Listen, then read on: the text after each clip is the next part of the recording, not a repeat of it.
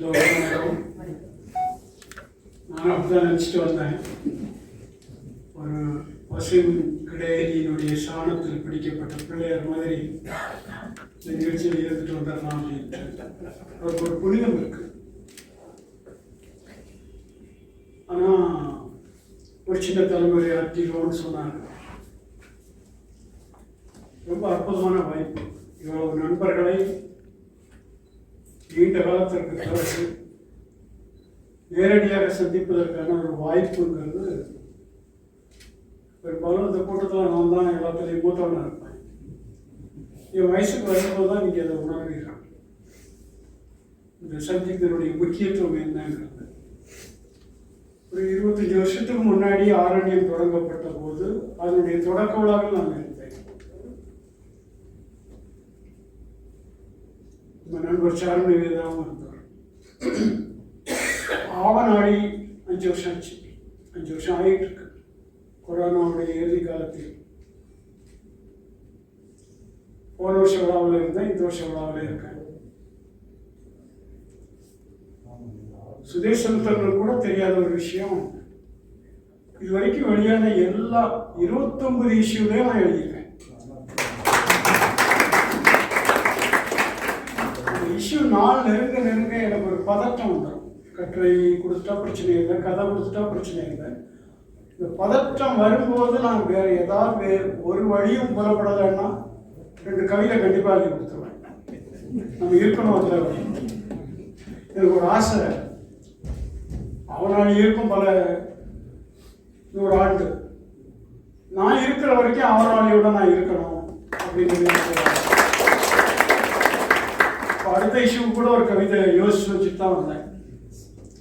குலசேகர பெருமாள் திருமொழி, மொத்தம் 105 பாட்டு. அவர் ஒரு மன்னன்.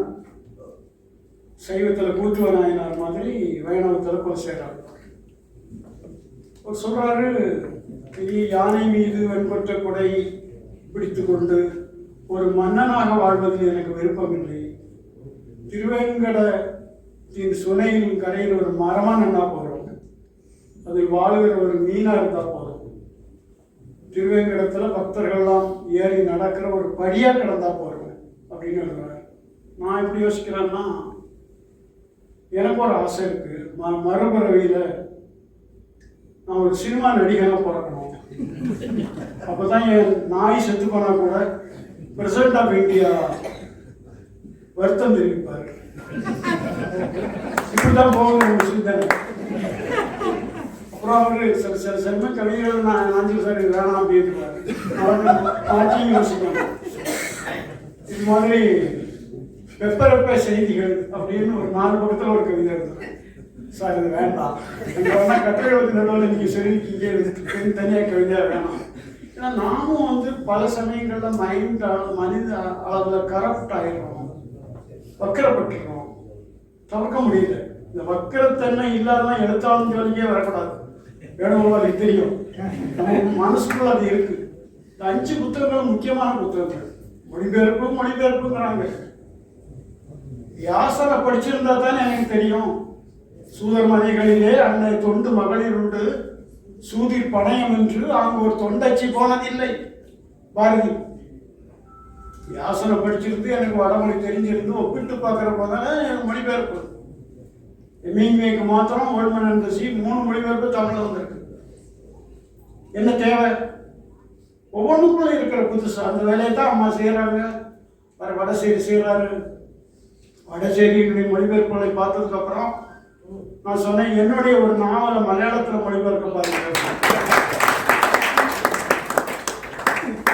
சுற்றிக்கிட்டே இருக்கணும். நான் 1976 பாம்பே போகிறேன்.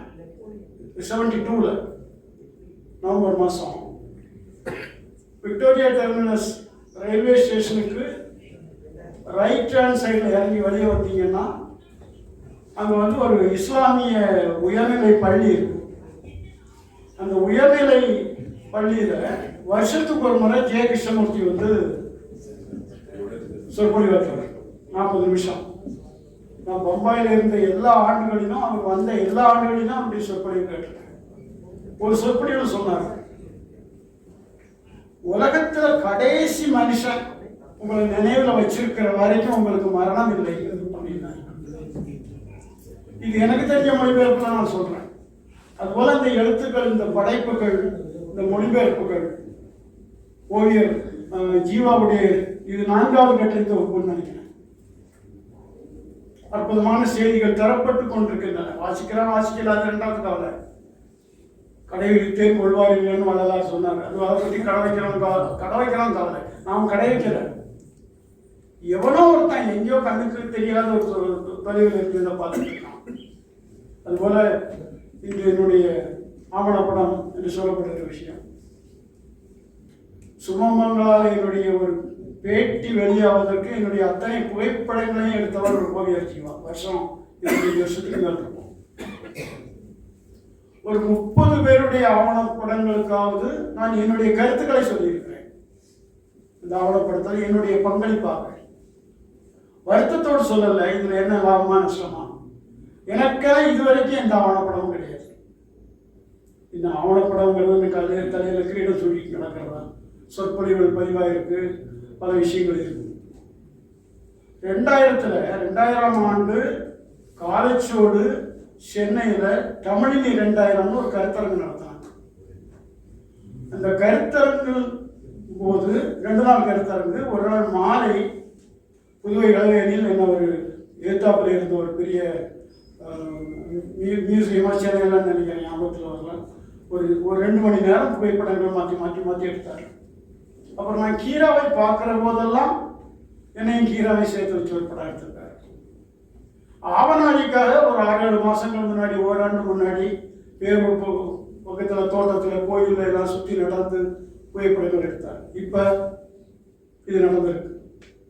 ஒரு ஆவணம், ஒரு பதிவு எங்கிட்ட நிதி நிலைமை சரியாக இருந்தால் ஒரு 10 நாள் அல்லது 8 நாள் ப்ரோக்ராம் ஏற்பாடு பண்ணிட்டு, ஒரு கார் ஏற்பாடு பண்ணிட்டு, வீரநாராயணமங்கலத்தில் ஈசான மூலையில் இருக்கக்கூடிய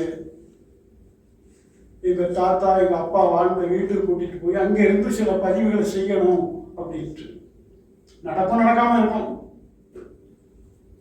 நம்மால முடிஞ்சது நடக்குது. அது ஒரு பெரிய மகிழ்ச்சி எனக்கு. இது ஒரு உரை அல்ல, ஒரு முகாந்திரமா அந்த விஷயங்களை சொல்றேன். அவனாடி அநேகமாக இன்று தமிழில் வாசிக்கிற எல்லோராலும் கவனிக்கப்படுகிற ஒரு இதழாக வந்து கொண்டிருக்கிறார். நண்பர்கள் அடிப்படையில் பல எழுத்தாளர்கள் என்னோட உரையாடுவாங்க. நான் பேர் சொல்ல விரும்பல. அவர்கள் பலர் என்கிட்ட சொல்றாங்க, சார் கதை அனுப்பிச்சாங்க போடல. அப்ப அந்த இதை பற்றி ஒரு மதிப்பீடு உருவாகுது. கொஞ்சம் அடுத்த முறை முயற்சி பண்ணுங்கம்மா, இன்னும் கொஞ்சம் நல்லா எழுதி பாருங்க, ஆணாக இருந்தாலும் பெண்ணாக இருந்தாலும். இப்ப என்னுடைய கதைகள் நிராகரிக்கப்பட்ட இதழ்களை பத்தி நான் பேச முடியும், 1 மணி நேரம் பேச முடியும். அதுல தோத்து போகிறவன், தோல்வி மலையாளத்தில் சொல்லுவாங்க இல்லையா, நான் தோற்று கொடுக்கல அப்படின்ட்டு, இந்த உணர்ச்சி உடையவன் தொடர்ந்து செயல்படுவதற்கான ஒரு தளமாக அது அமைந்து கொண்டிருக்காரு. வேற விருப்பு வெறுப்புகள் இல்லை, பொலிட்டிக்கல் அஃபிலியேஷன்ஸ் இல்லை, மதம் சார்ந்த, இனம் சார்ந்த, குலம் சார்ந்த, பிரதேசம் சார்ந்த ஈடுபாடுகள் இல்லை. இப்படியே இது போயிட்டு இருக்கணும். என்னுடைய வாழ்த்துக்களை தெரிவித்துக் கொண்டு வாய்ப்புக்கு நன்றி சொல்லி அமைக்கிறேன்.